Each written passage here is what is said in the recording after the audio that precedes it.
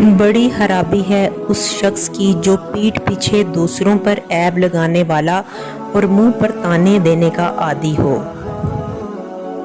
پیٹھ پیچھے کسی کا عیب بیان کرنا غیبت ہے، جسے قرآن کریم میں نہایت گھناؤنا گناہ قرار دیا گیا ہے، اور کسی کے منہ پر طعنہ دینا جس سے اس کی دل آزاری ہو، اس سے بھی بڑا گناہ ہے۔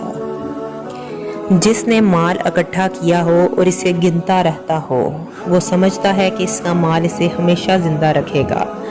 جائز طریقے سے مال حاصل کرنا کوئی گناہ نہیں، لیکن اس کی ایسی محبت کہ ہر وقت انسان اس کی گنتی میں لگا رہے، اسے گناہ پر آمادہ کر دیتی ہے۔ اور جب کسی شخص پر مال کی محبت اس طرح سوار ہو جائے تو وہ یہ سمجھتا ہے کہ میری ہر مشکل اسی مال کے ذریعے آسان ہوگی، اور موت سے غافل ہو کر دنیا داری کے منصوبے اس طرح بناتا رہتا ہے جیسے یہ مال اسے ہمیشہ زندہ رکھے گا۔ ہرگز نہیں، اس کو تو ایسی جگہ میں پھینکا جائے گا جو چورا چورا کرنے والی ہے، اور تمہیں کیا معلوم وہ چورا چورا کرنے والی چیز کیا ہے؟